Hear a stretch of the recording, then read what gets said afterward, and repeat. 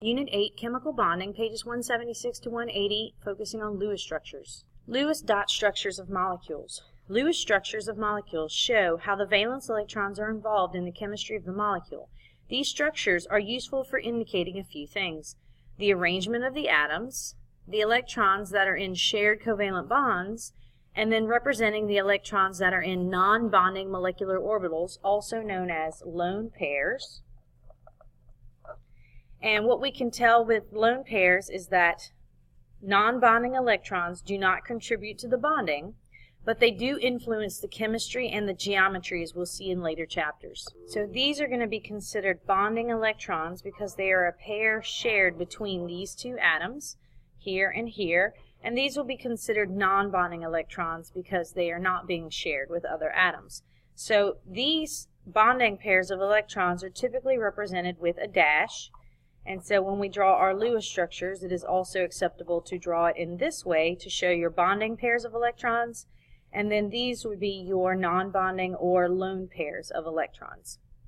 Okay, how to draw Lewis structures. First, you have to take the sum of all the valence electrons from each atom in the molecule. If the atom has a charge, is charged, add 1 electron for every negative charge, subtract 1 electron for every positive charge.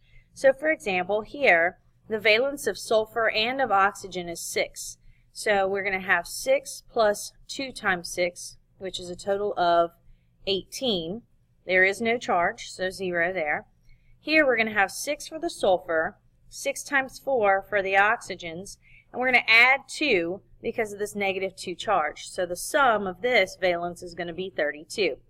And then here we'll have 6 for sulfur, 6 times 2 for oxygen, and that positive 1 means we'll subtract 1 from our total valence, which is going to give us 17 electrons.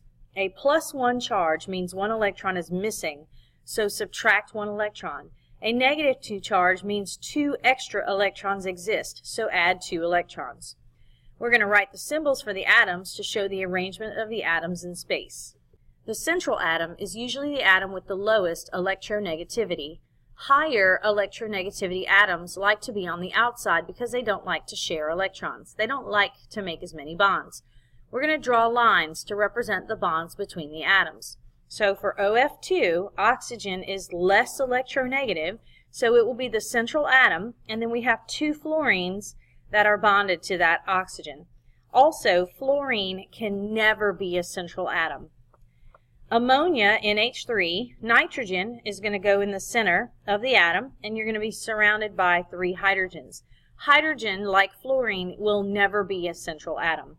And then here, between sulfur and oxygen, sulfur is less electronegative, and so you're going to place sulfur in the center and surround it by 4 oxygens bonded to it. I've identified on the side the total valence electrons for each of these structures. We're going to place the valence electrons on the outside atoms first, attached to the central atom. Each atom should have an octet of 8 electrons. When counting electrons, each bond counts as 2.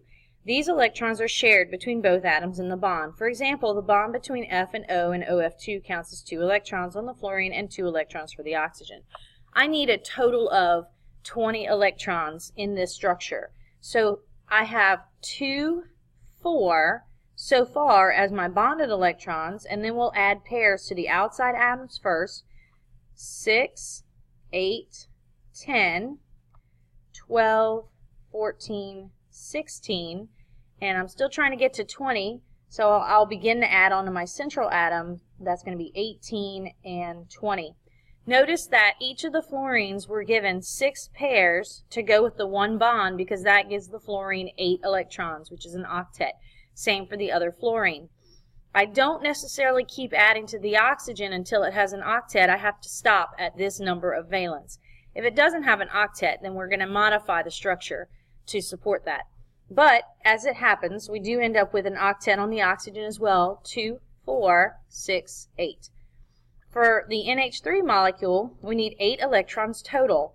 This one's different because you will not add pairs of electrons onto the hydrogen atoms, because we can only have a duet for hydrogen. It can only assume a helium configuration. So we're going to add what we have so far in bonds, 2, 4, 6, and then we're going to add our 8 there onto the nitrogen.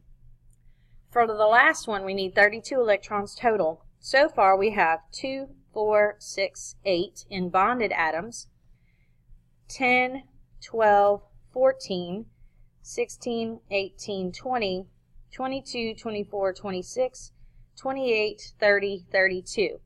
And since I've reached 32, I can stop adding pairs of electrons. However, if I needed more, then I would move on to the central atom and begin to add pairs onto the central atom. So here we have 2, 4, 6, 8, 2, 4, 6, 8, 2, 4, 6, 8, 2, 4, 6, 8. All of them should have octets. And as it turns out, the sulfur 2, 4, 6, 8 already has an octet as well. After making octets on all the outside atoms, all leftover valence electrons go on the central atom. Sometimes the octet will have more than 8 electrons. This will be explained later. Check the central atom to see if it has an octet. If not, we're going to remove a pair of non-bonding electrons from the outside atoms and create a multiple bond. The atoms that most often make multiple bonds are carbon, nitrogen, and oxygen, and the atoms beneath them in the periodic table. Hydrogen and fluorine will never make double bonds. To recap these examples, OF2, the total valence is going to be 7 times 2 plus 6, which equals 20. The atom arrangement of this molecule is oxygen as the central atom and the fluorines as the atoms on the outside. Fluorine can never make more than one bond, therefore it will never be a central atom. And oxygen has the lower electronegativity, which is the other reason why it would go in the center. Use the 20 available valence electrons to make octets on the outside atoms first. Note that 4 electrons have already been used for the 2 bonds, so we only have 16 left. We have 2 and 4, so we only need 16 dots total to make our 20. Place the remaining electrons on the central atom. We have used 16 valence electrons. 4 are in the bonds and 12 are in the non-bonding pairs. We have 20 minus 16, which means we need 4 more electrons, and they're going to go on the central atom here. The central atom already has an octet, so we do not have to go further and worry about multiple bonds. Here's another example that we have not done yet, HCN. The total valence electrons is going to be 1 for hydrogen, 4 for carbon, 5 for nitrogen, which is a total of 10. The atom arrangement for this molecule is going to be carbon in the center, hydrogen is going to be on the outside. It can never be an internal atom, so always on an outside atom. And then we're going to have nitrogen on the other side of the carbon. Carbon is in the middle because it has the lowest electronegativity of the 3. Hydrogen has the lowest electronegativity but can never be the central atom since hydrogen can only make one bond. Carbon, compared to nitrogen, has the lower electronegativity. Now, remember, we need 10 electrons in our structure, and we start by adding electrons to the outside atoms. You're never going to add electrons to hydrogen because it can only form one bond and have 2 electrons max. So we're going to start adding the electrons to the nitrogen. And since nitrogen has 2 in this bond so far, then we're going to add 3 pairs of electrons around that nitrogen atom here. The remaining valence electrons will go on the central atom. We have used 10 electrons, so there are no more valence electrons available. We have 2, 4, 6, 8, 10. That's our maximum, 10 electrons. The central atom does not have an octet. Non-bonding electrons from the nitrogen are going to be converted into multiple bonds. This way the electrons can be shared with the carbon atom to give the carbon atom an octet. So we're going to take this pair, shift it down, as well as this pair, and shift it up in order to create a triple bond. This way carbon has 2, 4, 6, 8, which allows it to have an octet. Notice your nitrogen still has an octet, 2, 4, 6, 8 over here. The central carbon atom and the nitrogen now both have an octet. The electrons in the bonds are shared between both atoms. As a side note, multiple bonds are stronger than single bonds and they have a shorter length than single bonds. Here's your note card for this section. When drawing Lewis structures, a dash is considered 2 electrons that are bonded electrons. A pair of dots is considered 2 electrons that are non-bonded, or you can call them a lone pair. First, you want to add up the total sum of the valence. If you have a negative charge, we're going to add to the valence total. If you have a positive charge, you're going to subtract from the total valence. Number 2, hydrogen and fluorine can never be central atoms. They're only able to make one bond. Number 3, the least electronegative element goes in the center. Number 4, you add pairs of electrons to the outer atoms first until they have octets. Any leftover electrons go on the central atom. Never add electrons to hydrogen.